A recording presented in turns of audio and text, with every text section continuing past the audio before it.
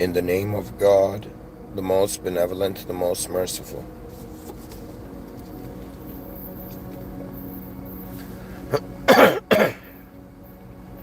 In the name of God, the most benevolent, the most merciful.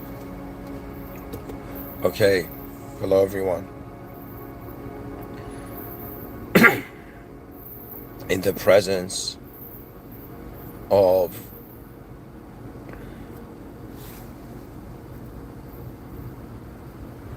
the system admin beyond the box of this world room and all manifestation in the world room, as a human being present in the middle of all of it,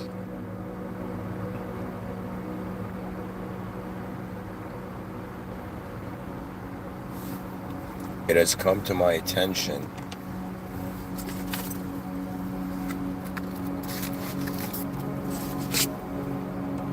that there is more to everything we've ever known.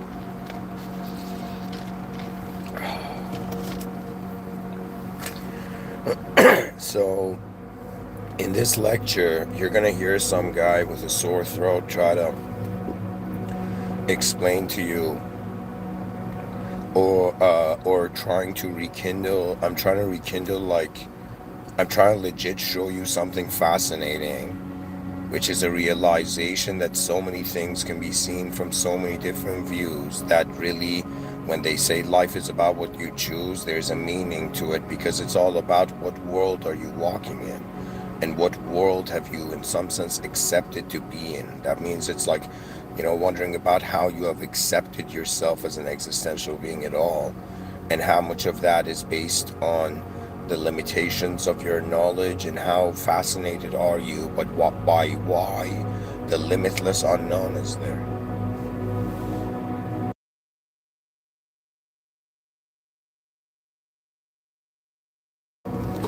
So in this lecture, which is very funny because it's like you can see this moment as I'm like some sort of brain activity, talking about brain activity, and then looking at human beings live their lives.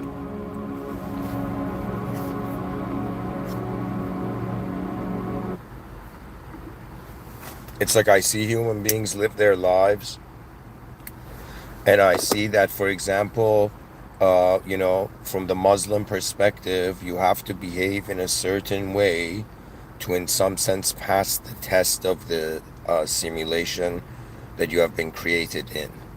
Right. So let's say somebody being a good Muslim and somebody being a bad Muslim, or with there being the concept of halal and haram, which means the culture still has a connection to the purity of its being and a purity to its intelligence.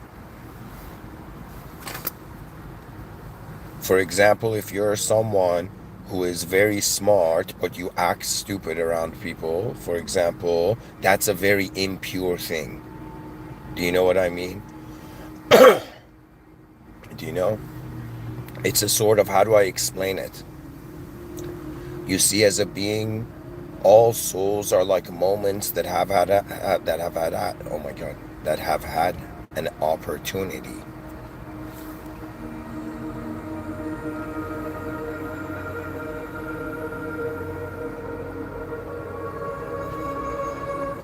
to engage the life of a world.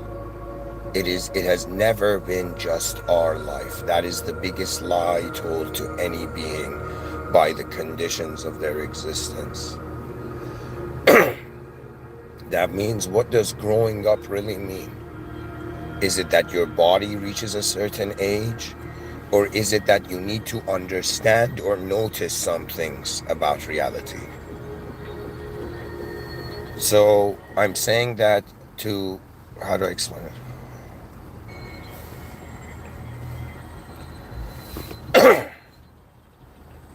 I'm trying to say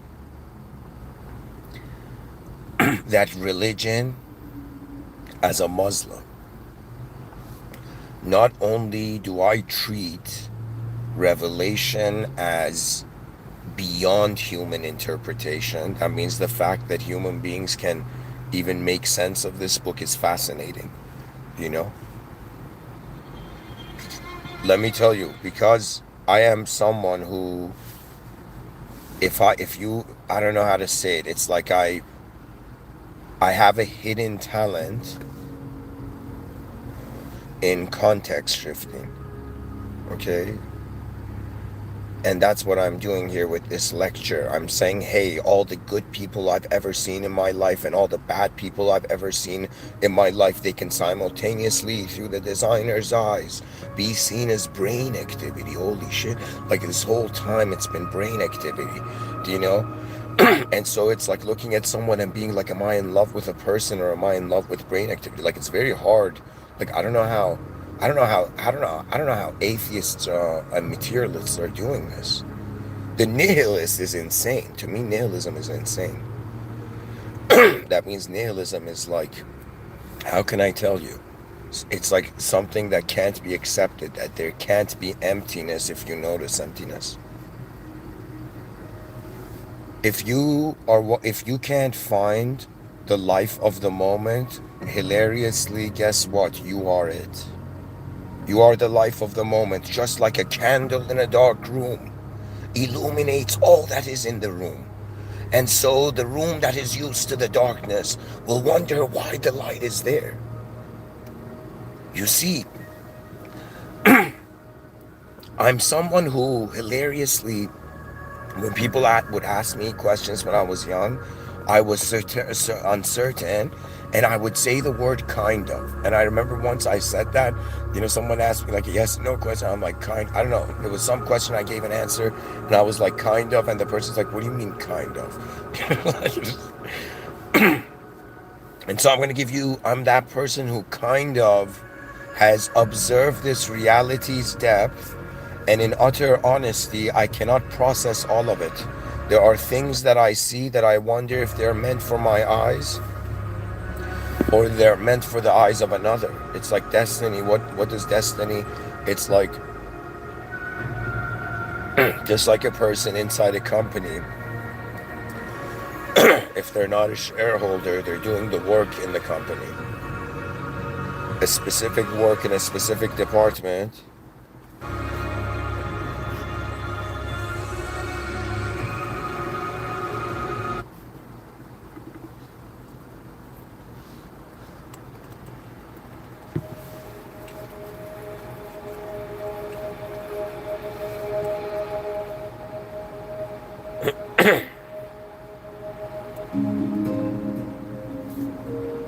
Now we need more post-apocalyptic here. Alright, it's not post-apocalyptic, but whatever works. Alright guys, I'm trying to give a lecture here. I'm trying to tell you that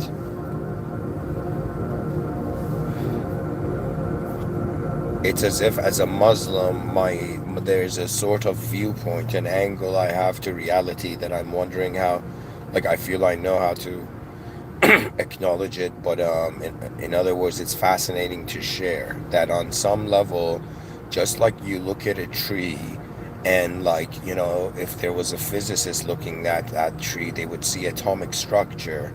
You know what I mean? In the same way, we give objects meaning. Believe it or not, our eyes bring to life the forms that we perceive. It's like we're a being made of life, and any moment we go, we can animate life. But the whole point of it, I think, is to kind of wonder why we're all here. That to me is like a clue. Anyways, I'm trying to tell you that as someone who is Muslim, in a way that God knows truly my heart. That means, yeah, somebody can ask me, I'm Muslim, and they're like, are you a good Muslim, bad Muslim? And I'll be like, man, you're asking questions only God has the answers to. I don't know. But I just know that truth is not in this world room. And for my whole life, I've been wondering why I am in this world room. And I realized, okay, there's an original command given to how the soul is here.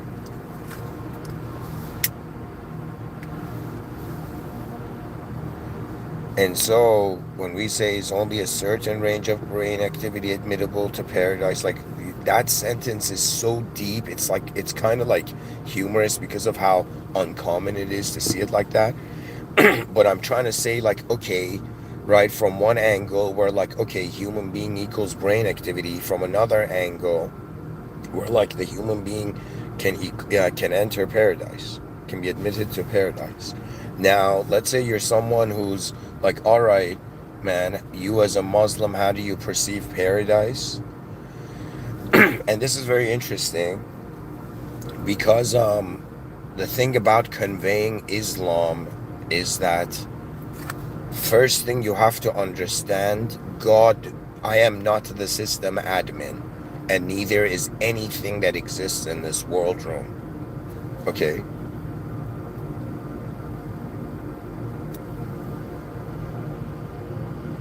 This is very important because that is what it means to be Muslim. Personally telling you, it means the system admin is beyond anything fathomable, imaginable. So anything I imagine to be truth or God is false automatically. It's beyond the world room.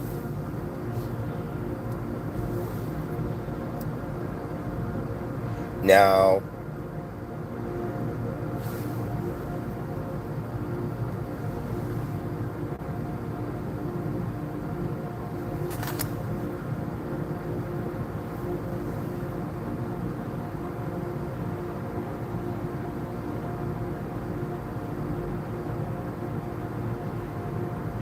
I'm trying to tell you, if somebody, if you ask like someone who, let's say like an atheist neurologist, like what's the difference between a good person and bad person, to some degree they cannot ignore that it's like a different brain activity. Okay, and why is it that one sort of brain activity which led to the outer expression of a person making a good decision compared to a bad decision, admit them to that reality? Do you see? Because the human mind is positioned dualistically. What is the fascination of duality? What have we been fascinated by as children, all generations? It doesn't matter. Same with my grandfather, same with all human beings on this planet as kids, right? We've been fascinated by infinity and beyond. Do you understand? You see, because what's going on is that the child that is born doesn't have assumptions, doesn't have opinions. Reality is raw presence. That means there is no psychological mechanism occurring in the mind fields of the human being that cause animals to be like, okay, there's something unnatural about this entity. It's not like sniffing around. It's not like, honestly, if an elk saw a human being and somehow we were like, we could animate, like give it some personality with AI or something, the elk would be like, okay, why are these beings so calm? Like we have the presence of aliens to animals, right? But what we understand is that animals are more. It's, see, folks, I don't know how to explain it. I wish someone, if I had a time machine, I might go back and tell this to myself. Do you know? But in some sense, it's like your intentions render your nature. So it's fascinating to me that, okay, if, for example, as a Muslim, I don't eat pork, I don't drink alcohol, right? These are different brain activity, therefore leading to a different activation of the brain, right? So to me, I'm like, how strange. If my brain was activated this way, I would have gone into heaven. If my brain is activated this way, I don't. And is this equivalent to the fear of, like, like a manufacturing process where the unworthy are just like dismissed? Or is there something deeper here? You see, my aim is to, it's very strange. I never thought it would be like this. I thought uniting the species was like, yo, give a speech. Do you know what I mean? Raise a flag or of, like, the DNA and remind everybody we're humans before anything else. Do you know what I mean? But it's not like that. It's as if it's too late. If I was born maybe like, I don't know. I mean, YouTube hadn't developed, or like platforms hadn't developed, but I don't know. there's times that I am in my mind has an ability to fathom, like if I was there in the presence of like a historic figure, right? But I tend not to do it because I feel like, okay, some spaces we don't need to, our consciousness doesn't need to find form in. Anyways, so I wonder about all those people who are better than me and all those people who are not better than me, and just in some sense trying to position myself in all the different, the scale of human existence. Like there's so many ways humans are existing, so many different accesses to feelings, that if tomorrow they were like, yo man, you know, the technocracy found a way to connect everybody's minds to one server, do you want to connect your mind for free? I'll be like, okay, maybe not. Like I'm still struggling with my own emotions in this lifetime, you know what I mean? Like I can't deal with 8 billion emotions, you know, but I can try to become responsible for, if humanity was one collective being, what would be its intent? And I've noticed that your intention is so important, more important than the content that is being your life, is the intention that whatever you are is leading to. That means your value is not just based on your past to your present. Who says? Who says you cannot right now experience a sense of self that is just based from present to future on? That means sometimes right now, it's funny to me, you know, like this moment right now, tomorrow it's going to be my past self and I can listen to it. Technically, I'm doing some mini time travel project.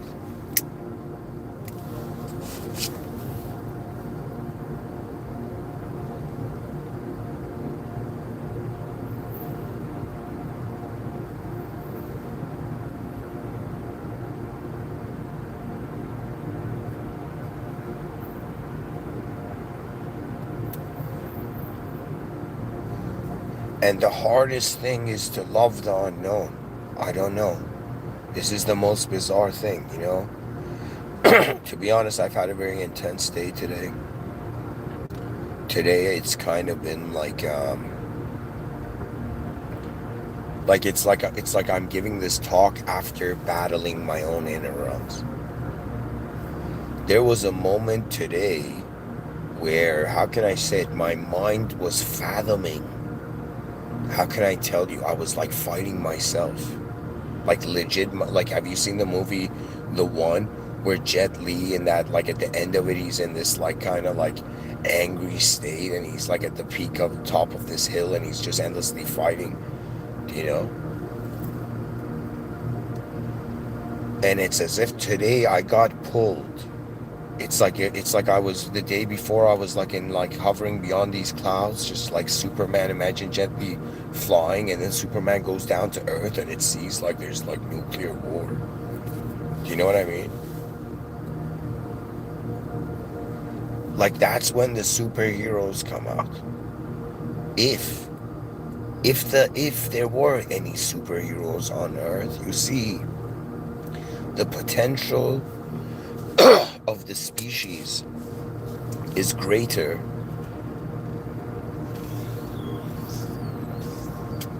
than its flaws.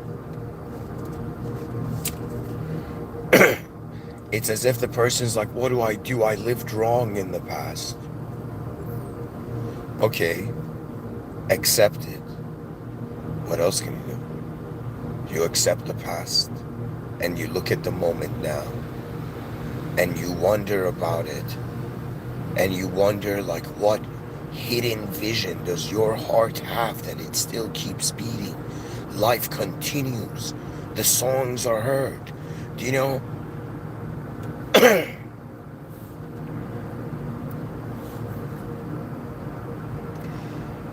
It's like if they were like, Mr. Within, what was your life like on Earth? Were you trying to find light in a dark world? And I would say it would be, in some sense, when I look at the past, I can tell you I've noticed things about the past that it's not even written in the history books. And the anger I've had but I couldn't release it on the past. It's like it doesn't matter how foolish the past was up to this point. If it happened this way, it didn't know better. Do you know what I mean? It's so easy to judge the human perspective, honestly. It's funny too. To me, it's not about that. It's just realizing, man, in the middle of this world where I'm trying to kind of like, you know, attain my dreams, the species is shifting into a new paradigm where consciousness is not based on a personality. It's not like you're in an Iron Man, ideological Iron Man suit in public all the time. More and more you begin to realize the human mind has access to a field. And people are like, Mr. Within, where is this field? When I look outside, I see just emptiness. I see not emptiness, but I just see empty air, like space. And I'm like, that's the field. Like it's kind of thinking like if in the future an android asked like my son a question in front of me, like a very deep existential question, and my son was like, Dad, what does that mean? You know? And in that moment, I'd kind of be, and imagine my wife was there too. This is in the future. I'm not married, but I'm like, if my wife was there too, and she's like, yeah, what does that mean? I'd in some sense be in some, how do I explain it to you? That there is a regression into how the past provided the present an opportunity to look to be something. See, it's our choice as human beings, but that we are dividing an unknown moment into chunks of known existence. Like if I ask you, yo man, is that your body? You'll be like, yeah, I know it. But if I ask you, hey man, what's behind dark matter? Right? And you'll suddenly see we've reached the unobservable, the unknown or unknowable. Right? So that's the whole point. That's the difference between, I think, maturity and immaturity. Maturity cannot ignore the unknown anymore. Immaturity is still trying to feel that its known simulation is. But the point of it is that how do I explain it to you? Life is not about you being like a specific somebody all the time, 24/7. It's more about like you realizing, all right, you are an awareness to a field of activity, and start elegantly classifying it for yourself. I did this as a person. I think everybody has their own style in this. You understand? It's like it's like as if I was talking about martial arts. There's so many different styles. You're a human being. Nobody has your DNA. Your style might be different, right? Humanity right now, we got to understand, is governing itself through storytelling. Philosophers understand this, and when scientists belittle them, they're like, you're lucky we care about everyone. you know but really what it is to be honest, in a dualistic reality, the simplest way I could say, think of it about your life. When you open your eyes and you look at reality, you're seeing an event happen. You're attending a conscious existential event. But now, when it comes to giving meaning to this event, like what are we looking at? Like when we get to that psychological state of consciousness, I call it like, what am I looking at consciousness? You know what I mean? The most advanced state of consciousness. It's like one day, humans shall attain. What am I looking at consciousness? But really, what it is I'm telling you, your whole life, if it's been comfortable and looping, like be scared. Like, I don't know how to say it, but like it's like they're telling me, you know what it is? It's like one day you'll realize being normal is weird. When every person is designed uniquely, lives a different life, and is a different example, right? Different example of how existence is present.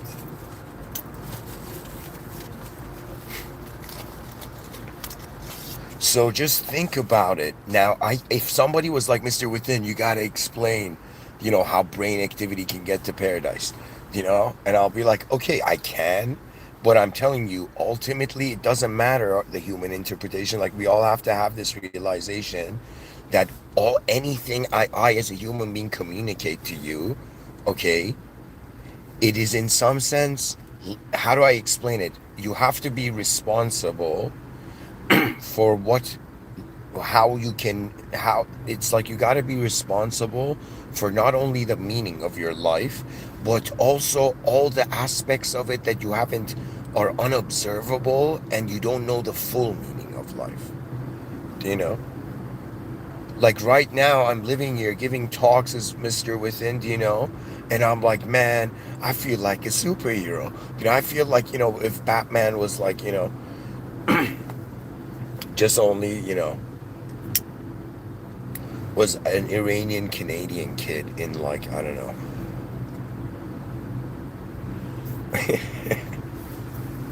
It's like, yo, he's the Batman of the podcasting realms.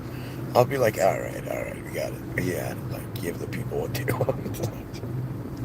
But what it is I'm trying to tell you, it's all about like you should be way more interested in what I'm telling you, that there is different modes. That's all it is. Do you understand? Right now, imagine you're in the human mode. That means you notice like you have a biological body. Do you know what I mean?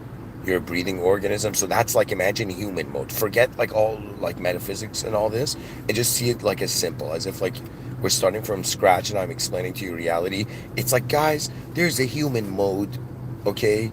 And in that human mode, you have a biological body and a certain range of awareness and whatnot. Do you know what I mean? It's like where your starting point, you know?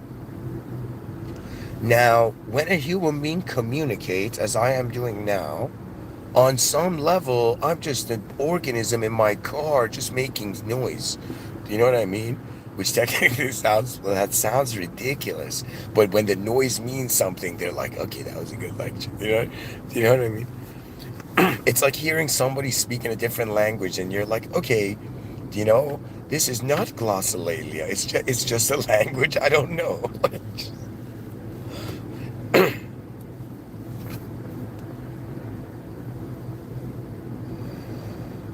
So, anyways, where am I going with this? Okay, I'm trying to tell everybody that, guys, we're kind of everybody's been conditioned to kind of be like, all right, I'm a physical organism, right? But I'm also a subject. It's like, yo, man, in the middle of existing, I want to be a noun right now. Yeah, I'm this specific noun with this specific self and this specific boundaries. And it's like in the middle of a changing world, we're like, yeah, guys, I'm going to be this noun. Am I the only one that feels like that's hilarious? Like, and I'm like, all right, they want me to give them a photograph and language of myself. I'll be like, all right, here. Because I don't know how to explain it to you.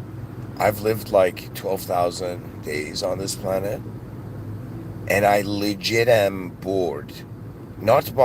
I'm not ungrateful, I'm bored. I'm grateful. That means I'm grateful for everything, but I'm also wondering what else is there to be grateful for. Do you know? And it's kind of like being grateful for your gratefulness. Just can you imagine if one day I was like, guys, I want to talk about being grateful for gratefulness? Man.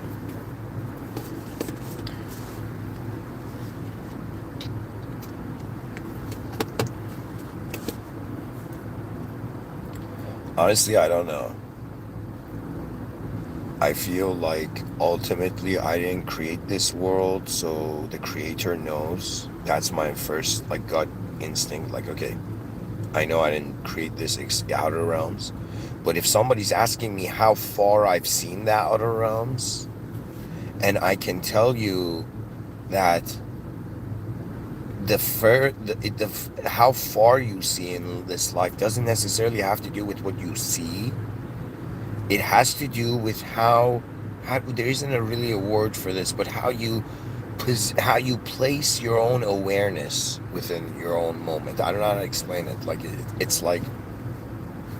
It's like right now, just like I am an awareness, or let me say it this way, it's like we're saying human intelligence, right? The human design comes from the biological organism and all that, right? And then the intelligence part is unknown. Now, this is where I'm, as that human being like, guys, the next phase, it seems, is that rather than identifying as specific ideas that we create, that we're trying to make others value the way we see our idea, like as them. Like, you know how, for example, there's like, how do I explain it? You know how, like, in modern culture, there's the concept of like the liberal Karen, right? In quotations, you know? And it's like this modern archetype for like someone who only, it's like technically their reality is more important than the reality of others. So they forget that others are there. And then it's kind of like being a lost soul in front of others. You know what I mean?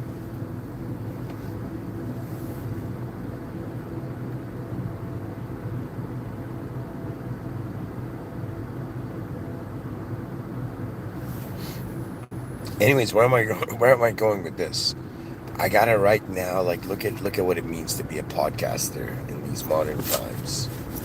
You know, I gotta explain how brain activity can get to heaven, and I can, because first of all, we have to choose what level of honesty we want to function at. So the most honest level is realizing that, as if how do I say it? You cannot hide anything from the system admin of this reality as a user. Everything you own, your deepest thoughts, whether they're like honorable or dishonorable, doesn't matter. All the content of your mind. That means I cannot read the mind of another person. Even though their eyes, the way their eyes move, it kind of gives it away usually, you know? But I'm saying God is this intelligence that in Muslims say, Alhamdulillah Rabbil Alameen. It means all praise, which means all attention to the Lord of all praise due to the Lord of the worlds, plural. That means all, it's God, it has not just created us. What we call everything is also God's creation. But this God is not bound to its creation. Do you understand? Even in a humanizable way, this is justifiable because you don't understand. I think what is going on this planet is, it doesn't matter if even if the person is evil, you're gonna get old one day. And it's all about whether your actions brightened your moment of being or they darkened it. And I can honestly tell you, if you get angry and super egotistical, or sometimes, how do I say it? People don't see it this way because they don't acknowledge the inner realms and outer realms. And I'm like, man, they should just teach it like this.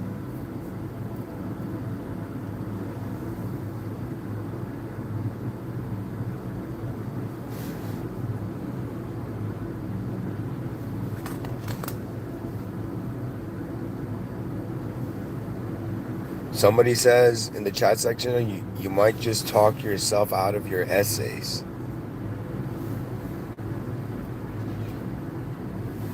No, my attribute isn't talking myself out. Like, that's not the way I would do it. Do you know? If I was to like prevent something, it's way more chaotic than that. And I don't know why. I think it's part of my, like, it's like some still a part of me that I haven't understood well, right? But a part of me, because it's, how do I say it? Like, do you know who the most intense people are on the planet? I think it's not bad people. It's good people that decide to be bad. Because there could be bad people who don't know what it means to be good. But when a good person decides to be bad, it's as if it's an unnecessary path. You see, because on some level, this has been the biggest question of all. This is the whole purpose of why philosophia, love of wisdom. What was that wisdom? It was like, how do we look at all of this? What is the meaning of all of this? So it's like, first I'll stop the thinking of getting to paradise, and I'll be like, let me divide that moment. Let me divide this moment and be like, what is brain activity? Well, brain activity is an opportunity to identify as a subjective entity. It's an access point. So brain activity is an access point. Okay? It's like a checkpoint. Do you understand? That means, imagine somebody who's just been acting like foolish and cruel. Like that's such a very short checkpoint compared to like Mother Teresa, which reached a high level checkpoint. And what she did is she listened. Let me tell you guys, this don't. I hope this doesn't alarm startle you. But for me to truly explain to you what is going on in this reality will be the realization of how fields of intelligence are alive.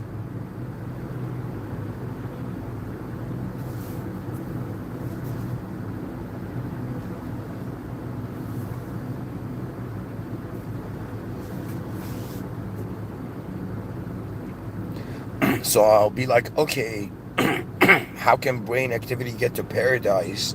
Let's Sherlock Holmes this somehow.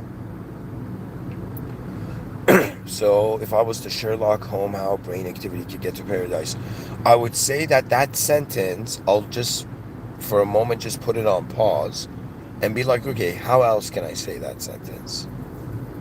So let me think. I'll say it this way. I'll come and we look at the human being, right? And we know that if somebody comes and tells you something, it updates you, you suddenly notice something. Imagine like, yo, there's an event happening on this day. It's like an update. You suddenly got information. So technically we can say if you're a moment of intelligence that can receive information, you're like an antenna, yo. So it's kind of like we're antennas. Okay? So now I'm saying, okay, so the brain activity here now is technically, and like which way is the antenna held? Do you understand? So think of it this way. Brain activity is the antenna, or how do I say it? Like your whole being is like the antenna, and your brain activity, which leads to decisions that influence your next decisions, right, is the antenna. So excuse me, it's like how you align the antenna, right? So if you're making good decisions, you're aligning your antenna differently than if you were to make, I guess, the bad decisions, right? So now here, how do we bring heaven into this? What can this antenna access? Now this is where you'll be like, okay, man, I can now appreciate your YouTube channel, because you're saying, hey, humanity, what does advancement mean to you? What does advancement mean? What is the most advanced state of consciousness? We're alive once. We're not allowed to ask this. Like, excuse me, global, leadership of reality. Do you know? What about the most advanced? That means what about, what even the geniuses would look at and be like, whoa, that's genius. Like, that's how advanced an advanced civilization is, right? So I'm saying, in the middle of a person being like, man, should my past define me? Should my future define me? Should my present define me? This random podcaster is saying, hey, how about your most advanced fathomable state define you? This doesn't mean you try to act like God. It means you wonder. It doesn't mean you become. It means you wonder. Like, how do I explain it to you?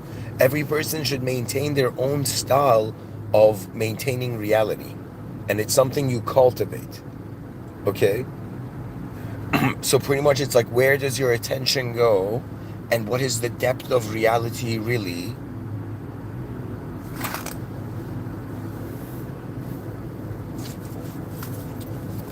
And it's as if beyond right and wrong, why was God smiling? You see, the beyond is a level that I've learned. This is why I'm not spiritual anymore. I'm religious. Spirituality became to me like, I realized I was like, no way, man. It's my ego's last refuge. Do you know that means if from a religious perspective, if you just for a second saw you were a user, there was an anti-human force moderator here, and there's the system admin, which is the original human force, the original force of the human.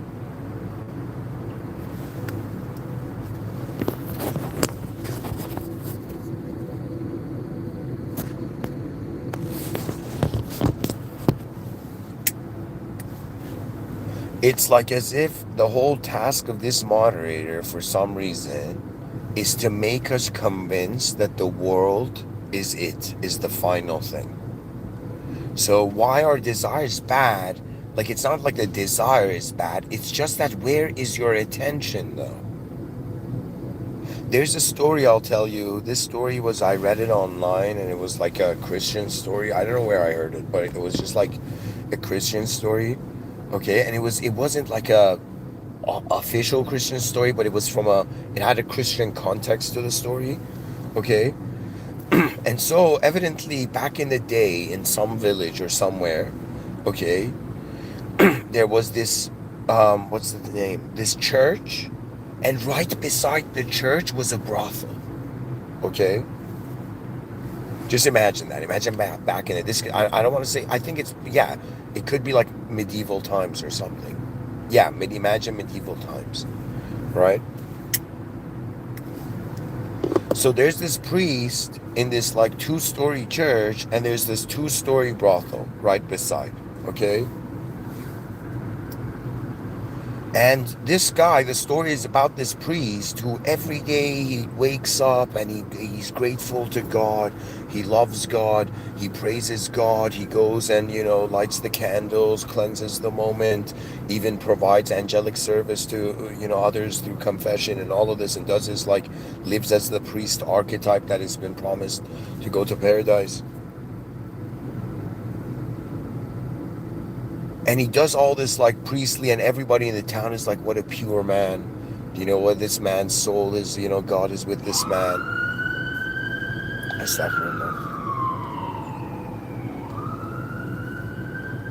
So everybody in the story, how the story goes, is everybody in the town just thinks this guy is closer than everybody to God. Okay. But, and excuse me, imagine that now I pause this and tell you right beside where I told you there's a brothel, there's a very attractive woman, young woman, right? In her 30s or something. And she's, in some sense, every day is in this filthy, disgusting, savage, do you know what I mean? Kind of like ruthless environment, right? In the brothel, and I'm sorry, but that means she's getting paid for sexual activity, But at the end of the night, she would go to her room, and in her room was just a mirror and a bed, and she would stand in front of the mirror, like she would try to cleanse herself and stand in front of the mirror and just have her hands in, the way of prayer, and just look in the mirror and just endlessly say, God help me, God help me. Oof. Now, guess what? 2-story buildings beside each other, every night. Do you know, little does this woman know, every night this priest is from his window of his, room or whatever, staring at this girl. Do you know what I mean? So he goes and does everything, all his religious duties, and at night he comes and just stares at this girl from his window. Do you know what I mean? And years pass on, and I don't know what happens, an earthquake or something. I don't remember the exact story, this part, but they go to the pearly gates. Everybody there goes to the pearly gates or something like that. And so suddenly this priest finds himself there, and he's like, oh my God, what I've been working for my whole life. And he goes to the pearly gates, and suddenly there's a force that stops him, and he can't go any further. And right as he stopped, that woman from the brothel, young woman from the brothel,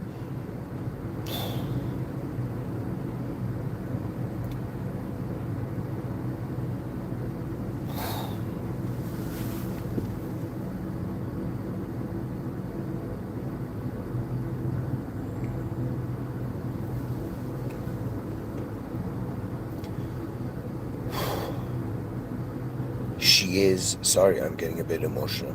She's escorted into paradise. And guess what?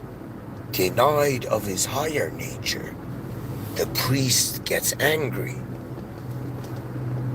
and says, why? Why? She in the world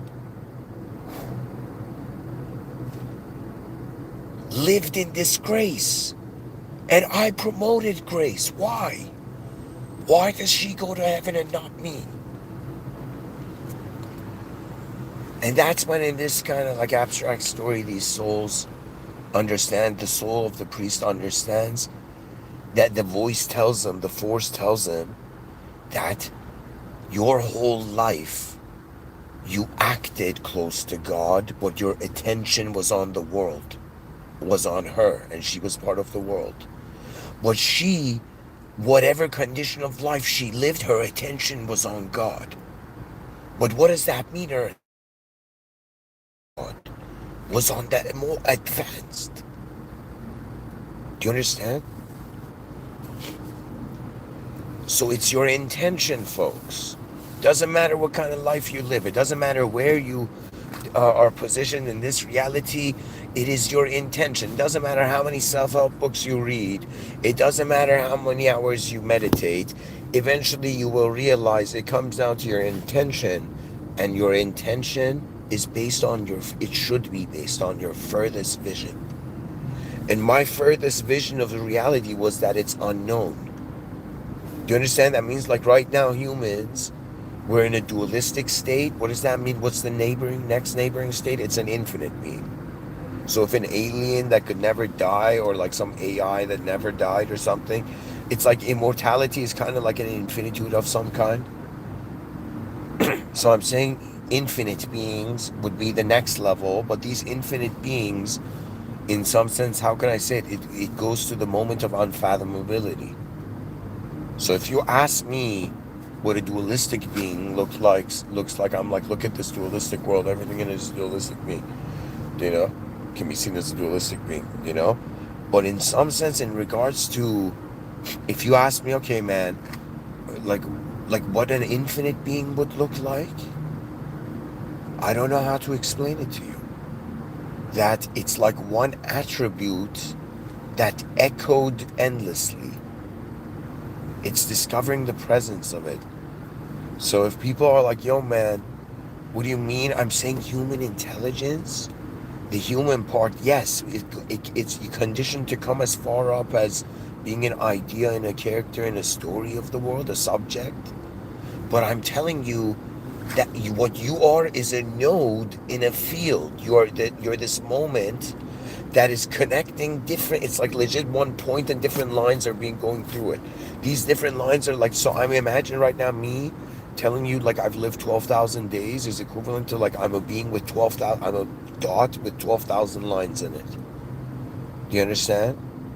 Now an infinite with a being with infinite lines in it would no longer be, it would just be legit like there would be no gaps. That means an infinite being cannot care to even process that time. Do you know what I mean? It's like, what would an infinite being do? Count to infinity? It's like, nah. I think they'd be cooler than that.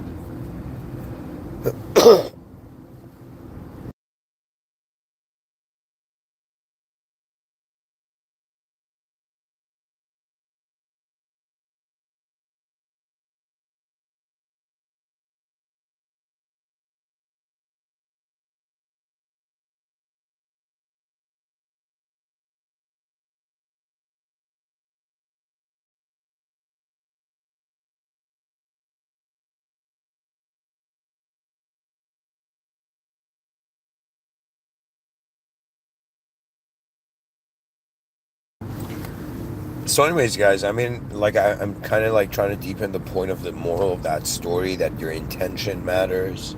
That's really what you are, you know? And ideas are just a certain mode. Like I'm saying, like this is the, like right now I'm in, like imagine I'm in civilization, not imagine, like right now I'm, to me, like I'm in civilization 1.0, This is the Civilization 1.0 version of me, and I'm listening to this like you're listening to you're also Civilization 1.0 version of you. Do you understand? Do you know it's all about responsibility levels? I think a human being eventually reaches a point where they're responsible for their past and they're responsible for their present. Then what? Then what?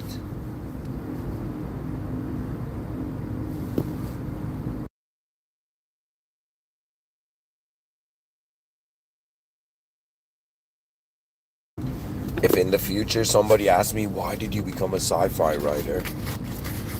I'll be like, because I wondered where the future was going. I knew where I was. I knew where I had been. It's just the future. You understand? Like somebody said in the chat section. This reality is a moment where what are we waiting for? The mercy of the system admin.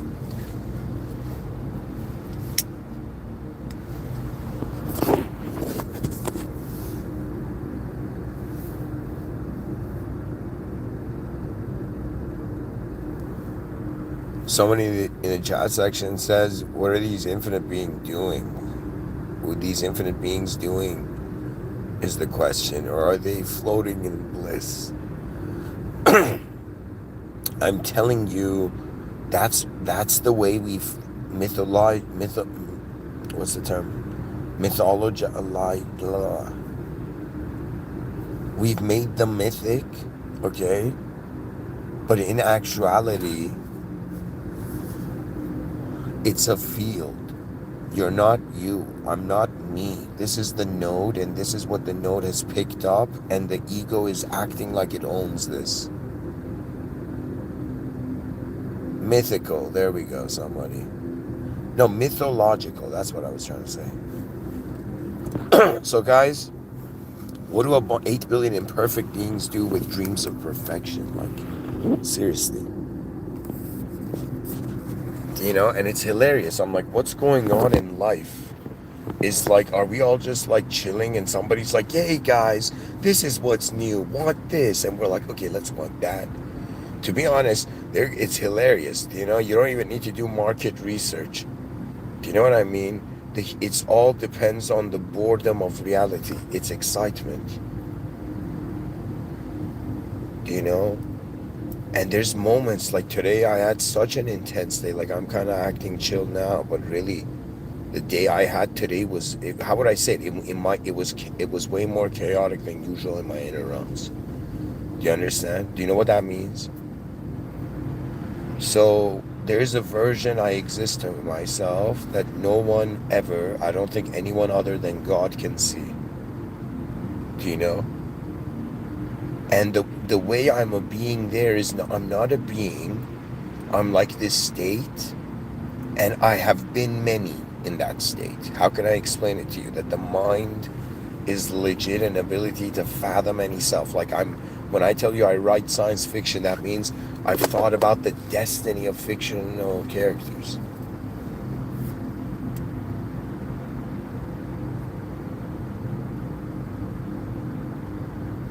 So anyways, going back to the title, how does brain activity get to paradise? Well, so I'm making the argument, all right, guys, brain activity can connect to the antenna metaphor.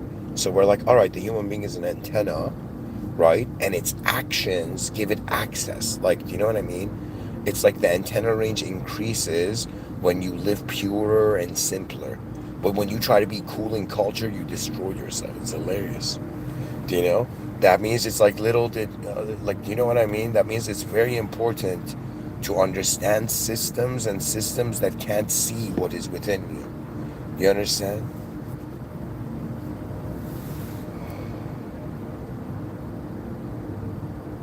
I gotta change this song. This song has been legit. We've been floating in space for 54 minutes. Man, I'm impressed. Like sometimes I give these talks and I'm like, yo man, if anybody can even listen to these, I'd be impressed. You know?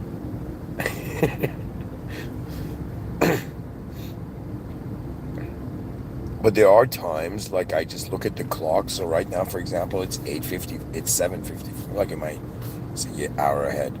but it's 8:50. It says 8:54 p.m. So I would go, for example, either I go on YouTube and type in MW854, or I'd go and type in MW1854, or one day if I pass 2,800, I might go do that, right? And each lecture has a code, guys. So if you just see any, like, let's say whatever, like one day I remember I saw license plate and I'm like, all right, I'm gonna play that lecture. It was like 927 or something, you know what I mean? And I was like 1927, because the higher, at least I know at what lecture range is. For example, for me, if somebody asked me the 1500 lectures, whoa, those are, for some reason, when I listen to those, I'm like, man, I was a better guy. Like, just, I don't know. It's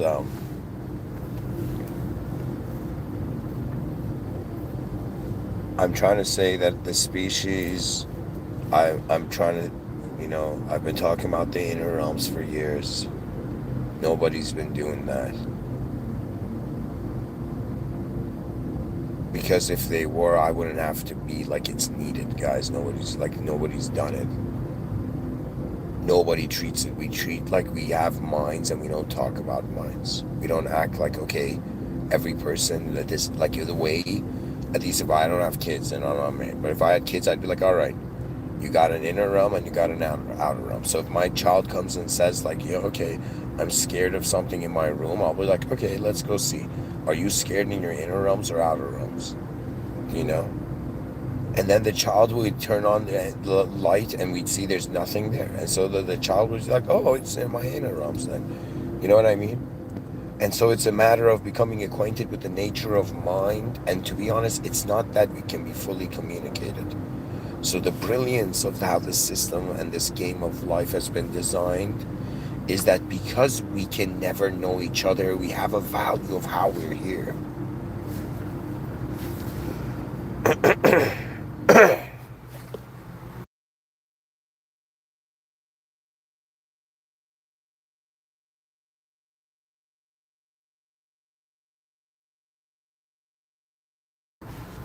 For me so far, like, let me take this antenna metaphor actually further. So there's this body, right? This body is leading to consciousness. This consciousness discovers this revelatory text. This revelatory text says if you behave this way as a human being, you are more righteous and you enter a more righteous place. Do you know? Or you're more merciful. The more merciful you are, the more merciful the system admin is. Do you know? So there's this sort of suddenly realization, okay, if I behave this way, life is better. Okay? Now, check this out. And that behavior only can be authentic if you truly believe. If somebody tells me, do you believe there's God? I'll be like, yeah. I believe there's a system admin to this world right now, even aware of what I'm saying, and I'm calling that the divine surveillance state. Whether it's awareness is through the eyes of me and you or whatever, it's God beyond us. That means we honor the higher power by acknowledging it is higher, not acting like we're God. Like, what are people doing? You know what I mean? It's like, for your birthday, I'm gonna enlighten you so you stop acting like God and realize it's beyond any idea you've ever had.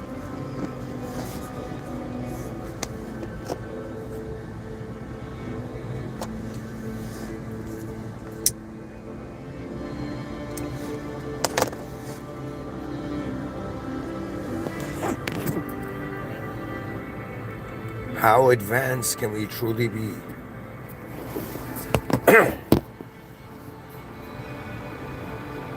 And guys, it's crazy because I checked on YouTube, and it's like my talks are getting to like max, like, I don't know, 675 people.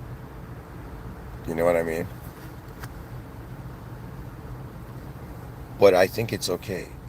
Everything's okay, because that's the whole point I'm trying to say, that if you try to calculate life, when has life ever gone like perfectly as we've thought? It's never like that. Do you know? To me, I called it the divine cognitive fields. You understand that?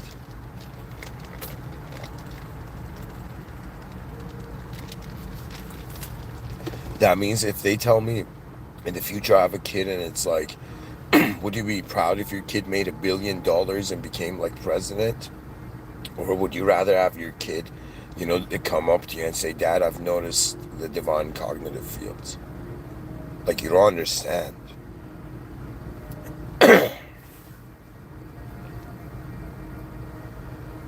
Do you understand that divine cognitive fields means that the cognitive activity is not happening based on you? You are the result of the command of the system admin of this world room.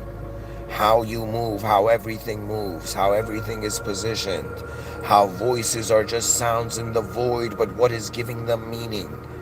And how do, in some sense, why does the heart beat?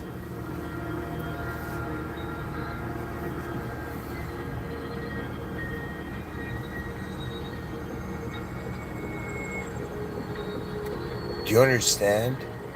It's like God is keeping our heart beating in the world, and we're conscious that we will leave this world. And I'm like, okay, if the purpose of life was just what I wanted, then why am I in a world with others? That doesn't make sense.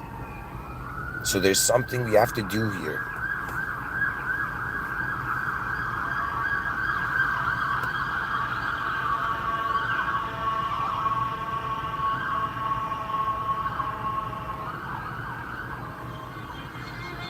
Our hearts have to open in a poetic sense. Every person has a different DNA, therefore different antenna, different access point to reality. So there's no way I can act like I understand you and you understand me.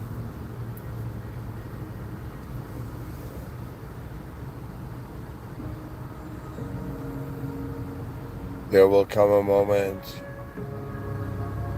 when all may feel lost to the self, but found to the original moment. Because what is speaking to you now? Do you think it is a robot? Do you think it is a mechanism only? Or am I how a field of intelligence is in some sense looking at another part of the field of intelligence and being like, whoa, are we part of a field of intelligence? And I'm like, yeah. Do you understand? So it's going to be kind of like hilarious because I don't know how I tapped into this, but my mind was not always visual. So if somebody asked me, hey man, were you a visual learner or a visual thinker from the beginning? I'll be like, no. My twin brother had a next level imagination and I was like freaking blank.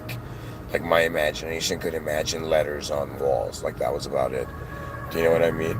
But my brother was like at a very young age, he had been activated to his inner realms.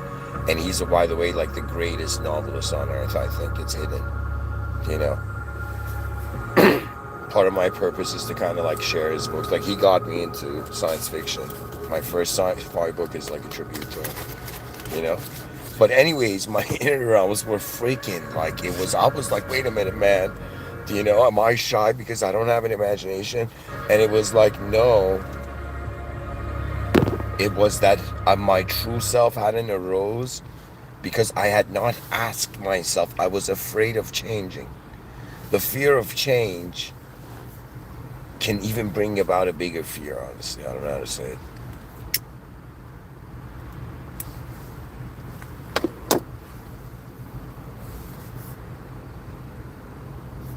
To me, I just thought like, okay, what is there to say to the human species?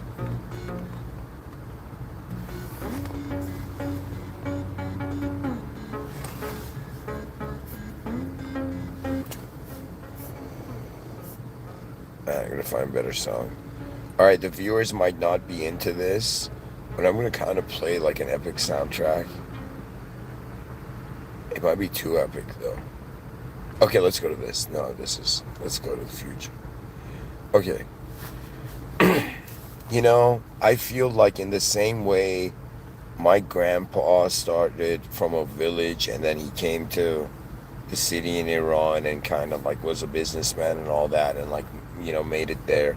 and all of this, I feel I'm having the same sort of journey from a purely physical entity to a realization of the vastness of the psychological dimensions of the human mind, and in some sense, in the same way, a digital being.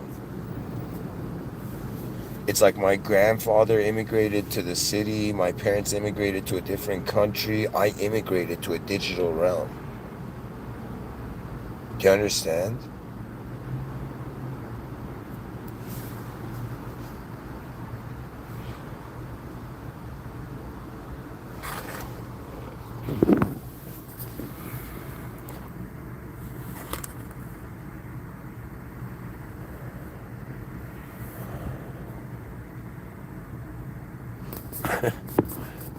You know, guys, what can I tell you? Seriously, language is a simulation. What can I tell you? All right, no, seriously. So far, I've kind of like, honestly, I think I've done a good job in being like, all right, man, how do I explain brain activity can get to paradise?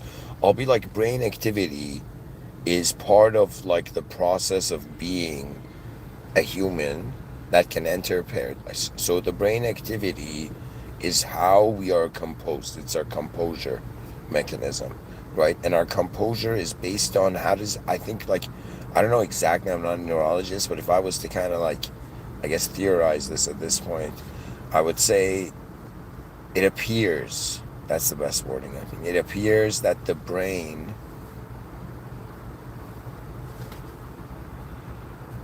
it's like aware of information and it's aware of what it's being, and it can choose again. I feel like my mind's lived the moment and my body's following up. I don't know how to explain to you. The mind is faster to me than the body. So what it means is, and that's based on brain activity, sure, but I'm saying if it's an antenna, so that way, heaven, paradise is the greatest signal that you can receive. Or it's the greatest state. That means when I tell you, that means I was like, wait a minute. I've been talking about an advanced civilization, but of course, what is the most advanced being? And I was like, we already have a name for that. We already have a word for that. That means it's very different realizing that you are a state of consciousness. You are a conditional being. You find yourself in a existential situationship. But at the same time, we are all present in this field that to our ideological selves will appear as where our inspiration arises. Right? That means today in 2025, you had to be inspired. In 2025, you'll realize that the inner realms has been not just your imagination and it's fake and artificial, it's been a hidden life. Do you understand what I'm telling you? What people call imagination is the inner life. We've all been living it. If I tell you close your eyes and visualize an apple, there's no light entering your eyes. You're seeing that in your inner realm, in your inner life. So the antenna suggests what kind of inner realms you access. Do you know? And I can tell you that being cruel to the outer realms is never worth it. Oh my God. Do you know? Being kind is the wisest. I'm telling you. There was a video I saw. Do you understand? Where it was this baseball video in the States. This video was so like spiritual for me. I shouldn't say spiritual, but it was like very, very honorable. It was a very honorable video. I legit felt like, a samurai nodding to another samurai, like that. You know what I mean? Like it felt like there was an honor to this video. Now, what was the video? It was in this baseball like a game, right? And the ball was thrown into like where the fans were, and this father is grabbing this ball, and this girl with like purple and blue hair, I think, right? And the father, and it's honestly a free-for-all. The ball rolls down like two things, right? And the guy gets it first, and then this archetype of a Karen, what do you call it? Very, I don't know how to define her. She comes and starts, doesn't even care the man is there with his kid and he's giving the ball to the kid. And he starts shouting at him, a grown woman, with purple hair, starts coming, purple blue hair, starts shouting at this man who gave this baseball to his kid, right, in this game, right? And he starts shouting at the man as if oblivious, as if like, oh my God, this entity is just in bulldozing everything as if in their own reality, with their own reality, right? And the guy gives the baseball, takes the baseball from his son, and gives it to this woman, who, who, even though she got the baseball, what she really needed was a heart. You know what I mean? That's what everybody's looking for. Everybody is looking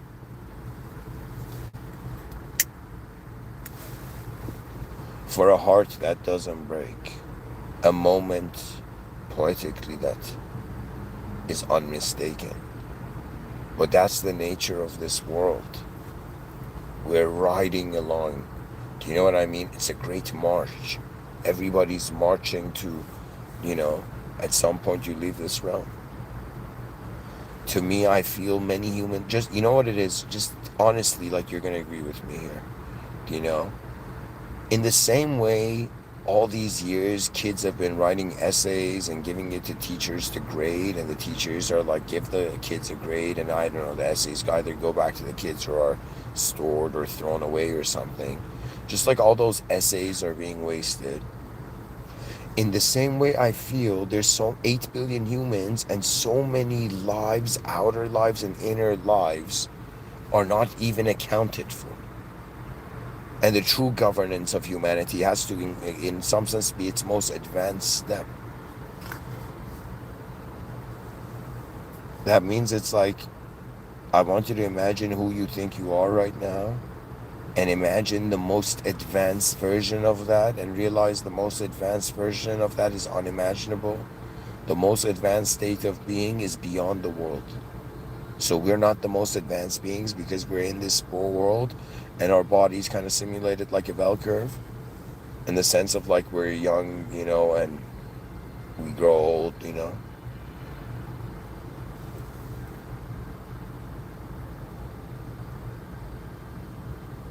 I mean, you can see it in different ways. You can see it just lying down, but at the same time, or a line up. What I'm saying, to me, it's like a bell curve. When we're young, we're fragile. When we're old, we're fragile. In the middle of it, we act strong, but can we ignore it everywhere it's all going? And at some point, I think the point of it was not the stuff in the room. It's why it was there.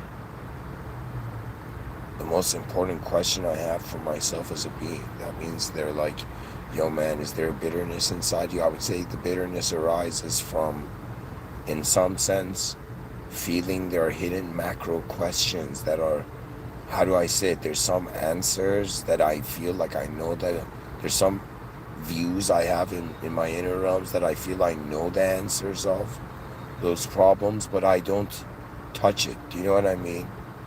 In my inner realms, it works. The way I explain to people, it's like rooms. So in any moment I can shift the room, because they only teach you how to change as a concept. So you think creativity is coming up with concepts, and these writers go in they're like, man, I got writer's blocks. I can't come up with concepts. I'm like, what the F? What kind of mind does this person have? It's in some sense, you can move the context this whole time. I can imagine who I was, who I can be. I can imagine myself in so many different situations. And why has the system admin, created such a user interface? And it's like, where I'm a being that is aware of the hardware and the software. You know what I mean? Like, if an android's like, hey man, can I have a soul one day? And I'll look at the android and I don't know what to tell you, man.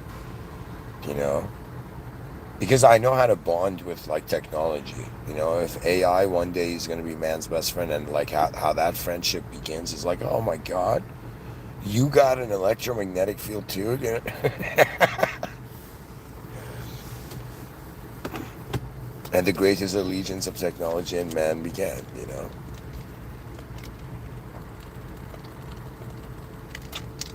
And we'll look at AI and be like, man, you got it easy. You know you're creators. We're still trying to figure out ours. But ours is beyond shape. You know what I mean? It's as if they're like, yo, man, is that person, is like, if, here, I'll give you an example. If an alien comes and tells me, like, I don't know, if a shimmering light being appears right now and says, like, I'm God, okay? Like, I might be startled to instinctively react as if it is, but a part of me knows that I am in a simulation, yo. The context is an illusion, not the concept. When the context is, the concepts are, all of them technically are bound. Like, how do I explain it? The concept is also.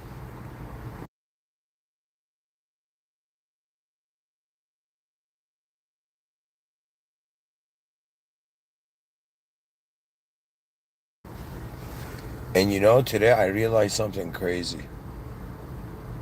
I think this is why there was so much chaos in my inner realms. I realized I'm a conditional being and my happiness is conditional. It broke my heart.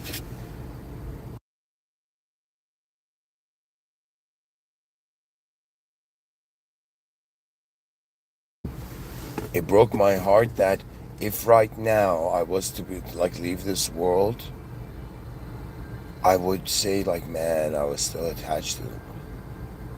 I still wanted to build an advanced civilization.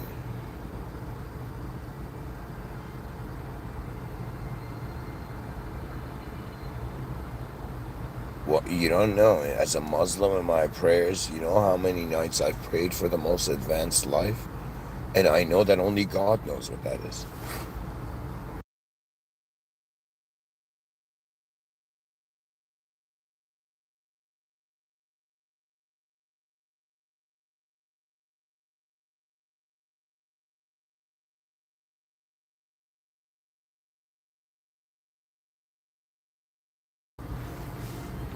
That's the funny thing. It's like, yes, we're human beings, but our minds are being a human field of intelligence. And we are for now conditioned to live for the human idea, and that's okay. But we cannot ignore the growing responsibilities of the conscious soul. That means there will come a time, even if we don't do it, the future generations are going to be bored. They're going to be like, yeah, man, this Mr. Within guy, imagine like 100 years from now, if things don't change, the people there, they're going to be like, man, 100 years ago, this guy, you know, talked about this. The most advanced means win, win, win. 3 wins.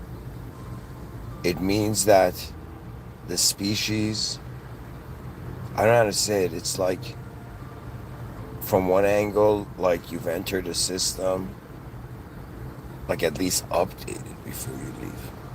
Update something. Like anybody who's had children, you've 100% updated the system. You know, people who haven't even had children, what can they do? They can just write books, you know.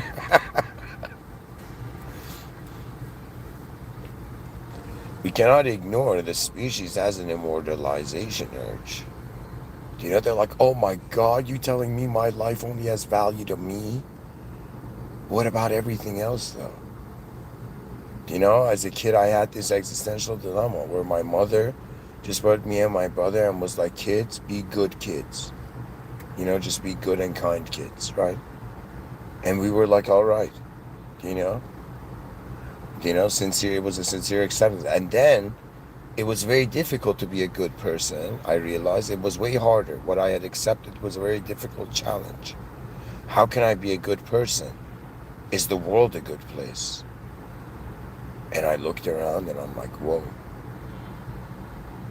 So, in order to, in some sense, be a good person, I cannot say until it's like, it was another way of saying, like, I had to make the world hilariously, because I was a kid, gooder.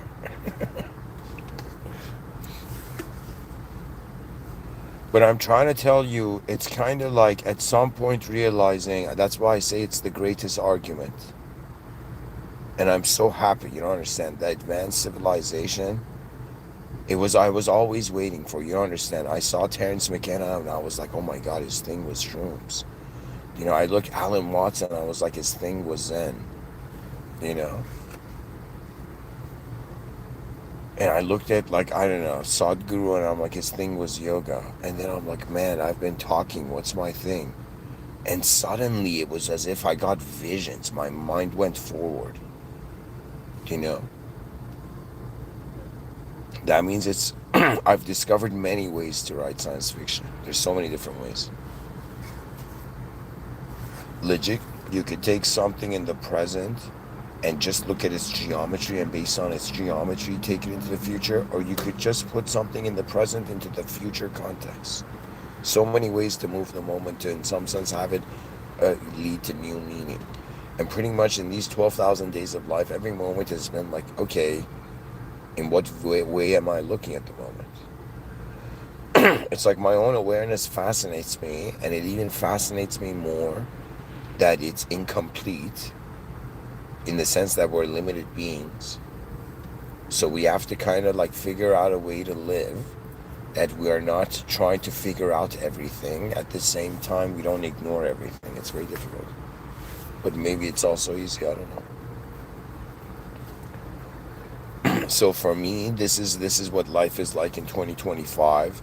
I'm on planet, what we call planet Earth, but I know that's just the name, and it's an unknown place in an unknown world, and we're all unknown selves. I know this.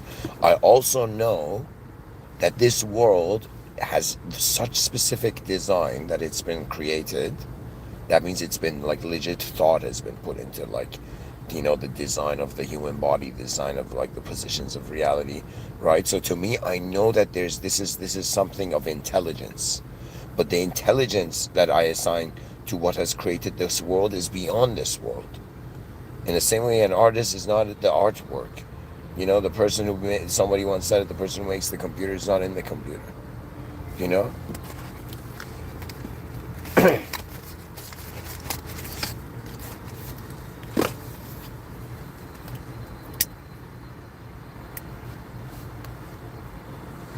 To me, you know, if somebody says, like, okay, so I'm reading some things in a chat section, guys, so it depends. It's like, yes, the question is ontological, but unfortunately, because we're all different DNAs and we have our inner realms, I can only give an epistemological answer to our ontological situation.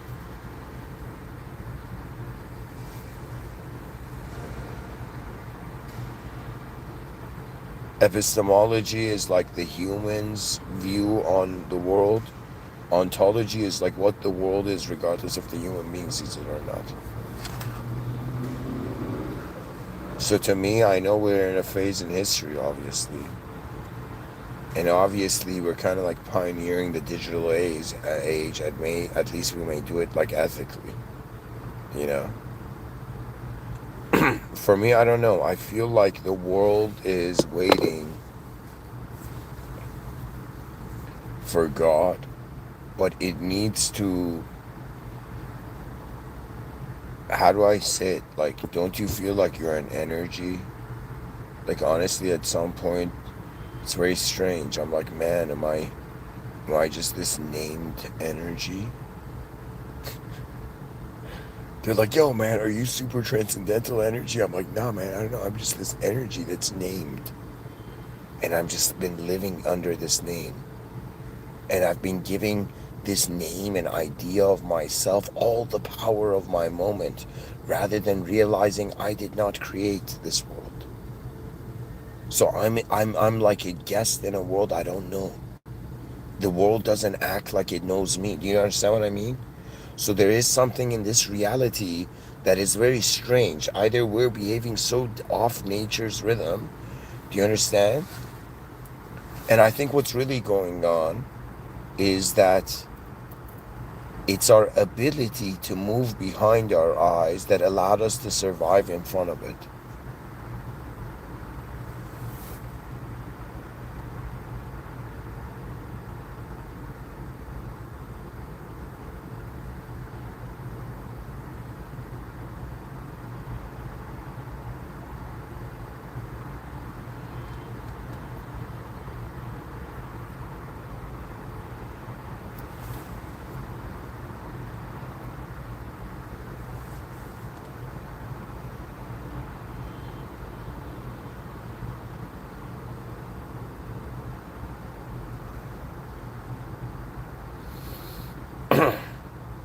So your brain activity is simultaneously the decisions you make.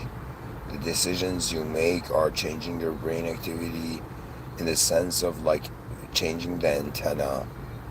And I'm telling you that the antenna, what is identifying as the antenna, which is the node in the field, the dot that's connecting the lines in the field, when you feel the field, you will realize the idea of you is a position. So how is am I a bad Muslim or a good Muslim in deep sleep when I don't have any conscious personality? When it's just nothing until I wake up? Or I'm not aware, it's not even a dream state. So in deep sleep, I don't know if I'm a good person or a bad person. But when I wake up in the conscious waking state, the way all of it has meaning in accordance to how I have given it meaning and how much I have noticed that my meaning could eclipse me from the true meaning of what is there. That means if they were like, yo man, you got two options, either loop as a self or discover a truth beyond the self, I'd probably go towards the truth beyond the self. Because the moment you know there's more, how can you ignore it? What is truth really?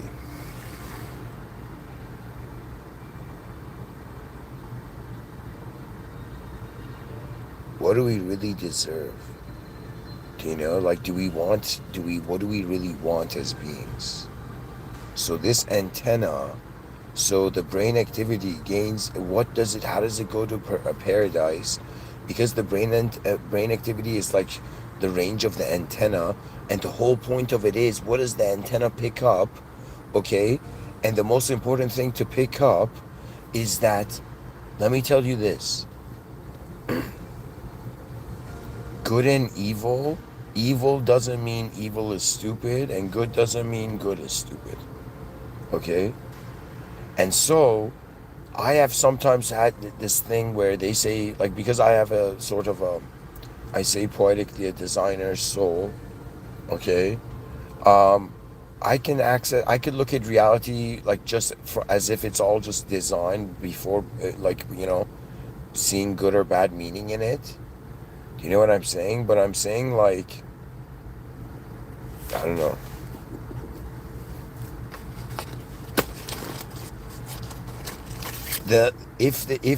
There's been moments where the thought was like, okay, if I wanted to deceive myself right now, how would I do it? Do you know what I mean? I thought that. Do you know what I mean? And I had to think of it myself, because then I had full comfort to wonder how deeply would I be able to deceive myself. That means if there was a truth and I wanted to deceive myself, what would I do? And I would be like, man, it's like I would get myself to worship myself, and then my attention, my whole life would be on myself, and I miss out on reality. And I was like, wow. So it's kind of like, think of worship as where your attention is, and think of it this way, that you're living in a civilization that is promoting self-worship. Do you know the hustle culture is all self-worship? Do you understand? So now we have to wonder about, like, okay, What does that mean? We're worshiping itself. Will be like there was a moment that people were worshiping idols and we slapped the objects were like slapped out of their hands. They awakened that truth wasn't an object.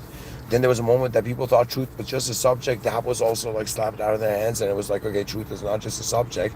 Then the anti-human force moderator was like, okay, do you know? If the last card, the last card is like, okay, they figured out not to worship objects out in front of their eyes.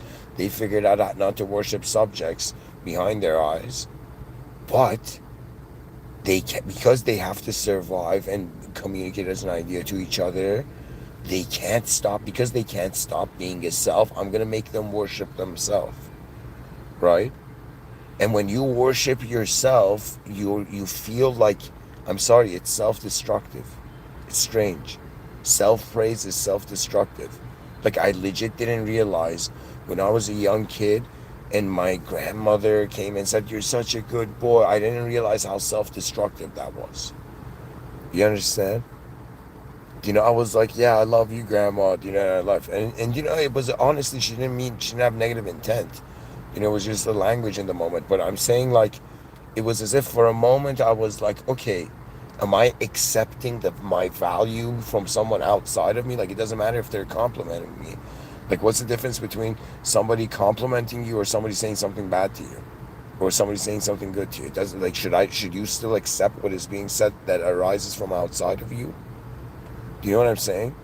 And so when I was young, I was accepting everything from outside of me. I was like, oh my God, I don't know who I am, honestly. So, okay, world, you define me. And the world kind of crushes you when you trust the ego, because there's ancient saying, they say the ego is a lousy master but a great servant.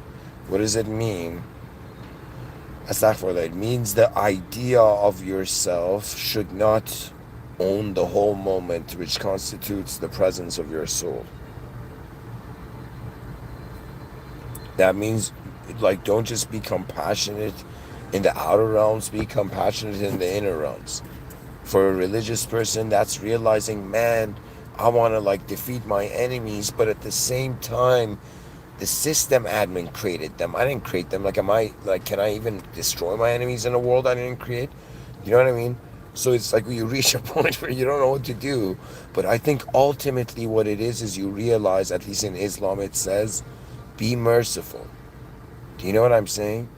That means Islam can choose to be violent, right? But simultaneously, okay, it's being commanded, if you want God to be merciful upon you, you need to be merciful. So if they can't be merciful, then, which renders them I'm sorry, being not worthy of God's mercy. Do you understand? See, because in Islam, the worst sin is making anything equal to God. That includes yourself. You shouldn't do it. You know what I mean? That means somebody can smile and say, yo, man, I'm God. We're all God. I'll be like, man, don't do this. You're playing around with something you don't understand. You know?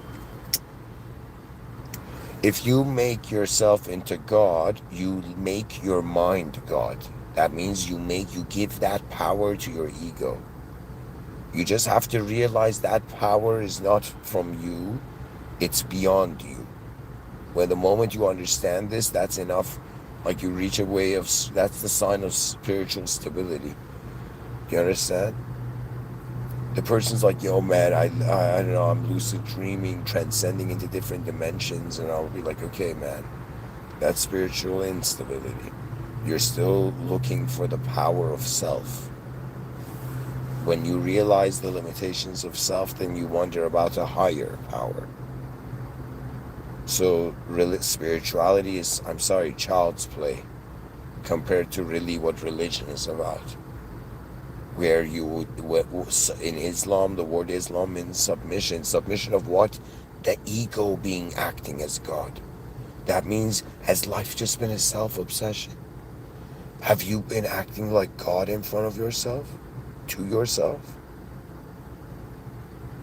And it shook me when I realized this. And I felt like apologizing to everything.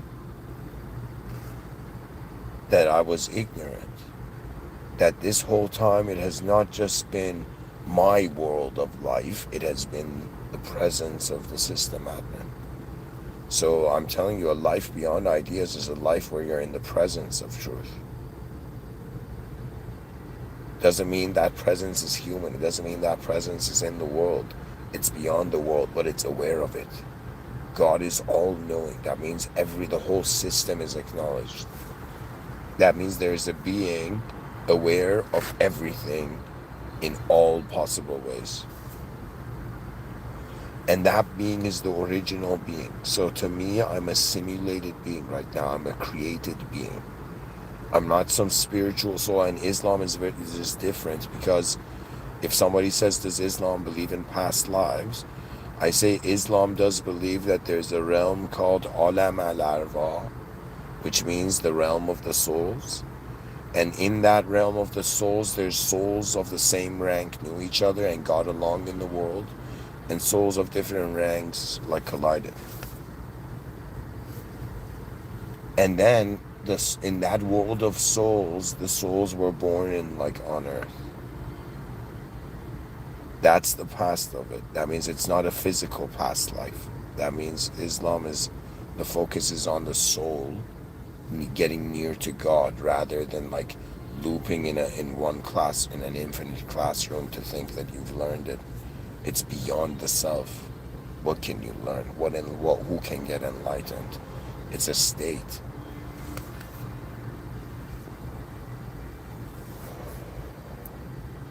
But anyways, what I'm telling you is the system admin is realizing there's a movement, there's a way, there's a power that is moving everything, and it's kind of how Neo in the Matrix saw the code behind manifestation.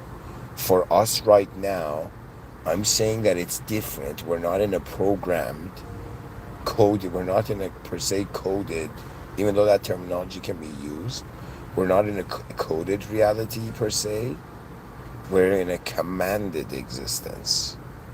That means which came first, the chicken and egg? That moment of both of their existence, it came into existence at once.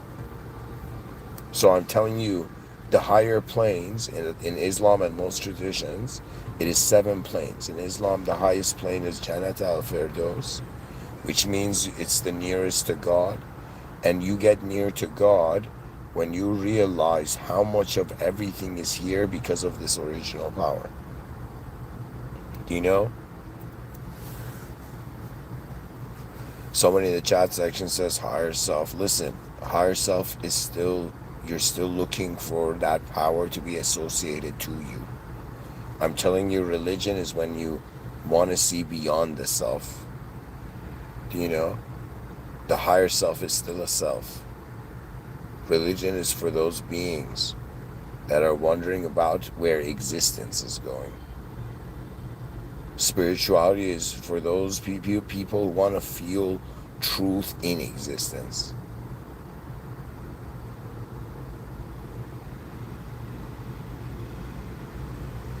Atheism is for those who have truly accepted that the cruelty of the world has convinced them first. The void has overpowered the possible, or the importance of it. Do you know? That means to me, I'm not in a world with just human beings.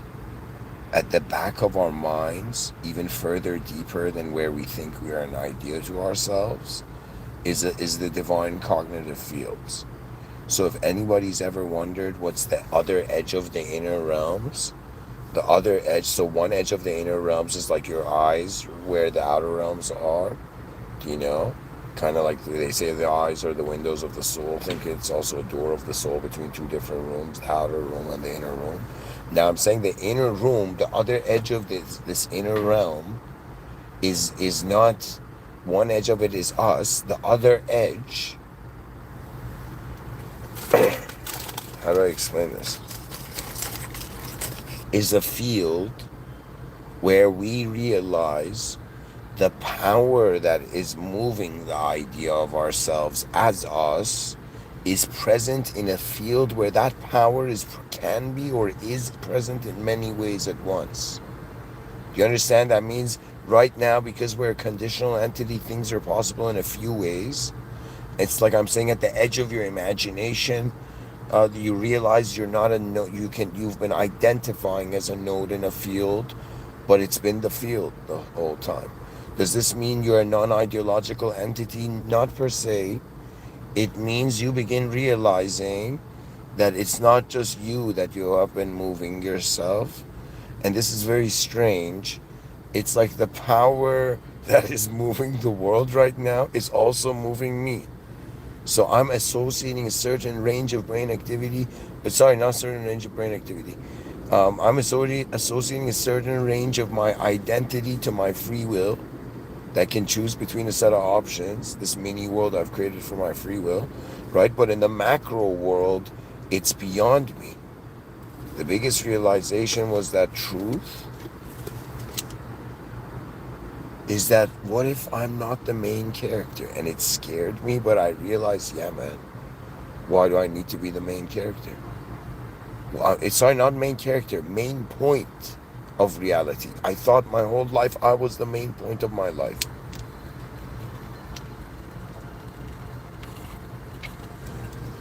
And if you ask me now, what's the main point of your life? I will say it's not me. It's how I'm a simulated being, and death is not the final moment. God is. The system admit returning to the original realm, to the original moment of being,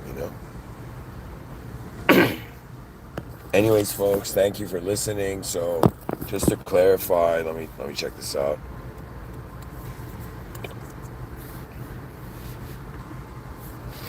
Is only a certain range of brain activity admittable to paradise? It seems that if God is present right now, it's like think of it this way. It's like, do you need to have a certain antenna range to notice a specific relationship in reality to be able to be admitted to paradise? Because what is the point of ideas? It's the state they leave you in. This is why they say it's very important when any person speaks. In the middle, like, there's some people stuttering to speak, and there are some people like, man, it all depends on the importance of it.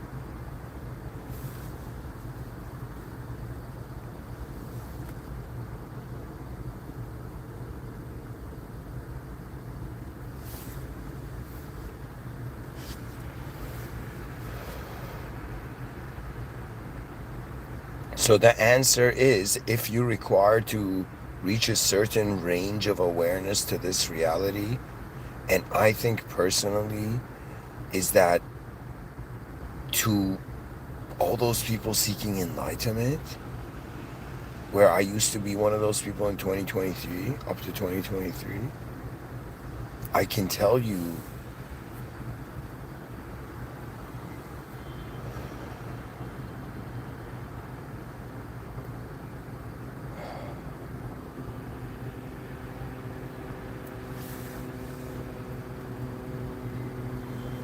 the most advanced and enlightened state is to realize it's beyond the world room. So what are we doing in the world room? If we are souls that were through the theological lens created, we are here to see, and God creates through commanding. So we're technically wondering about, okay, our whole life's meaning as an unknown soul, or even unknowable soul, do you know, is to see what were we commanded for. And guys, I'm saying this with some personal intensity. You know why? Because in 2014, a car hit me, Okay, and if I was 2 steps ahead, the person wasn't paying attention. Do you understand?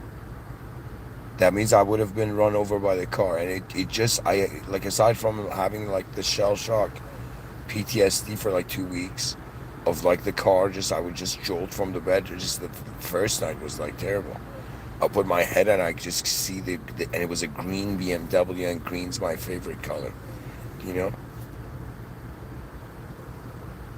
So it was like I suddenly got hit by a car with my favorite color, and I was just like, whoa. And I was so lucky in the other lane there was no other car coming, you know. So long story short,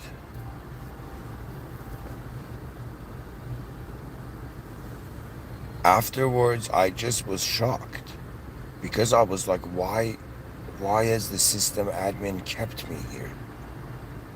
I'm serious. I was like, okay, it could have all ended. I could have been a fool. Maybe, I don't know. See, that's the thing fascinating about, the Islamic universe, in my experience, is that only God knows what's within your heart, and people have to act to keep their nafs, their sense of self, alive. But you're standing in the presence of a field of being. That means the purer the heart, the more you receive. That means you think right now listening is just based on your ears. You can listen to your whole neighborhood through your heart. You don't understand. You can listen to the cosmos. Lectures aren't just in words. They're sometimes moments, and how they've been changing this whole time. By what command? The command of the higher power. So you know what my conclusion is?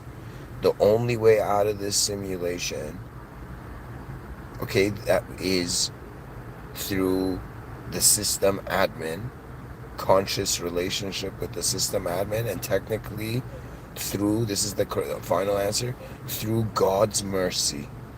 Simple as that. It doesn't matter. You could get as enlightened as you want. You could be like be whatever you want. Your heart is known by your creator. You're not alone. None of us are.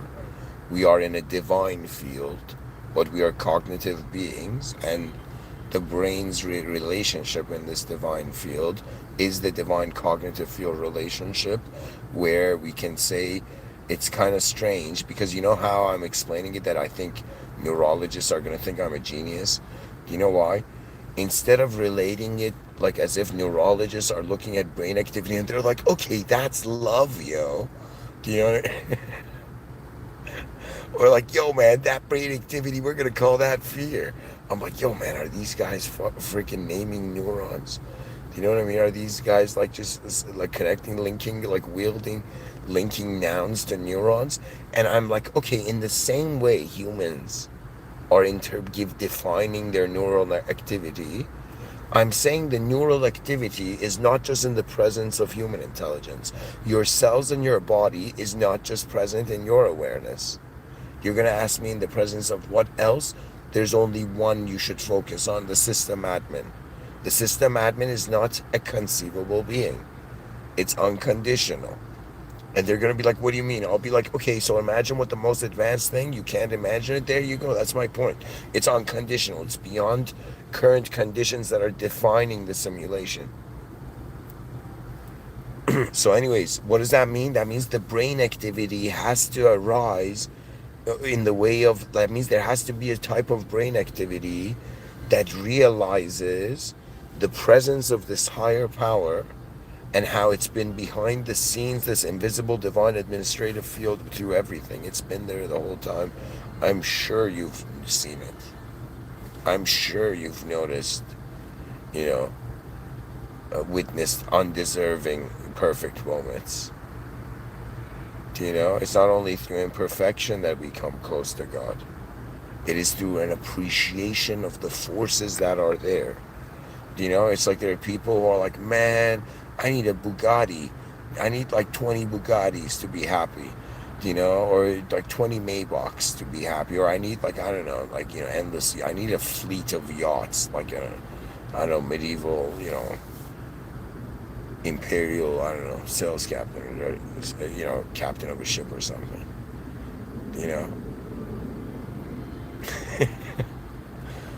I'm saying the world is like an option, and us being like, why are we aware of the world, and why do we have feelings, and what are we noticing here actually?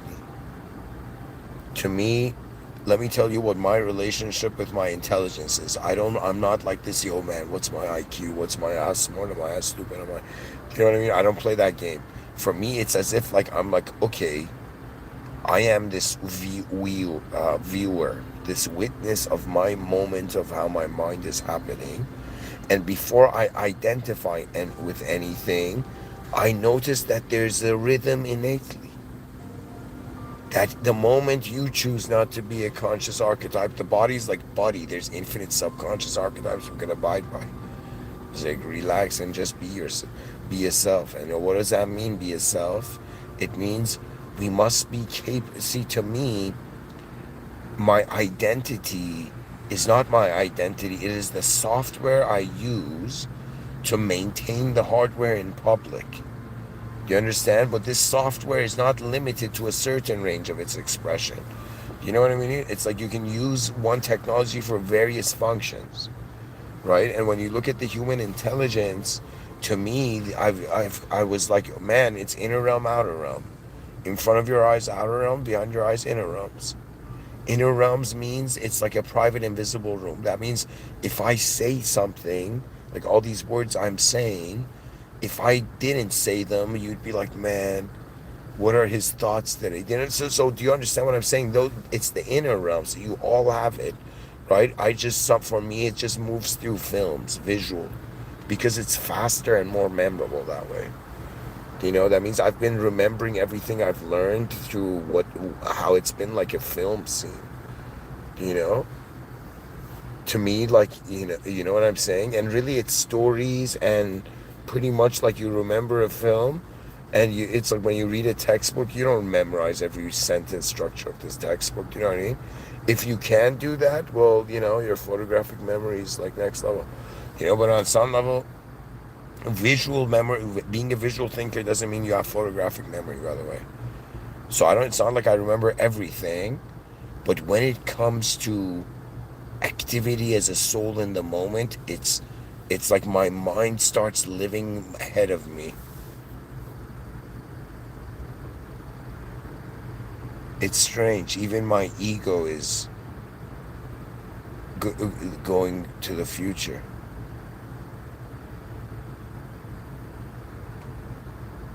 Everything.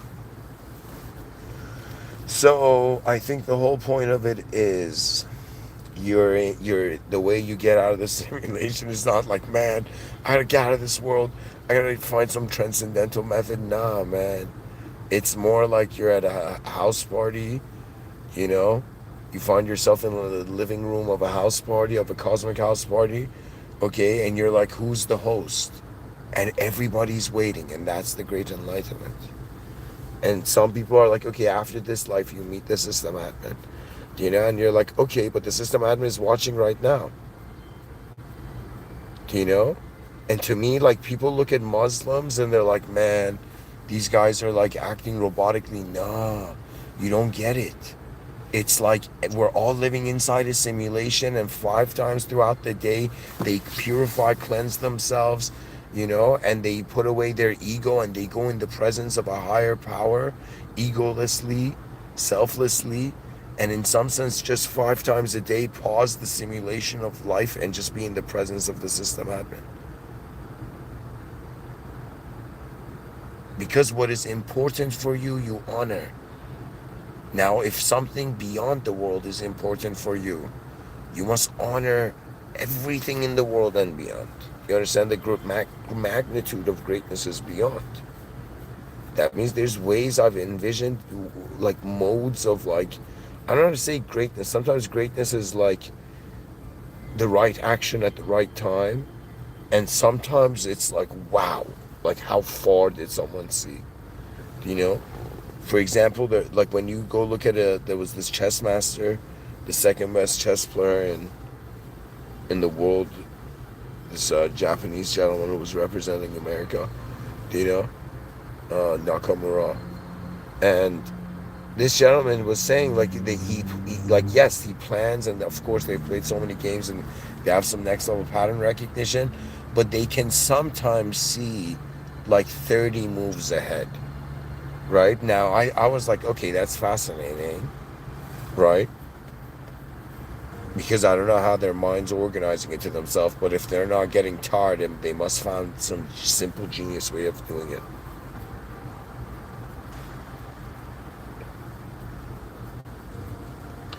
Anyways, I'm saying there's to me it's to be aware that the higher power means it's higher than us. Okay? And yet this world is designed in a way for us to play a role. And I'm saying now the role is going from national to transnational, which is another way of saying it means like we've transcended nationalism into being like, yo, man, species level, advanced civilization level, all cultural connotation 2025, forget it, and it's just think of the most advanced vision of how advanced everything can be. Do you know? It's as if like our minds can go further than our bodies when it comes to envisioning the change of a phenomena. Like a person can envision in when they play pool where the ball is exactly going to hit the other ball, right? That's vision. That's an inner realm vision. It's like from one angle, it's like a physical being picking up a physical object, right? But doing something that only can be done through a non-physical intelligence. So I'm telling you, the whole point of it is open your heart. You're a member of the human species. All of this was created by an original power, was simulated by an original power. Our body is a simulation, our visions and thoughts throughout the day. We log out in deep sleep, dreams, or whatever, and then we log back in. You know what I mean? And in the conscious waking state, ultimately, it's a state. Do you understand? That means you can identify with the human idea, or you can see being a human idea is a state of consciousness. It's a state of being. Anyways, God truly knows the unseen. Thank you for listening. In the name of God, the most benevolent, the most merciful.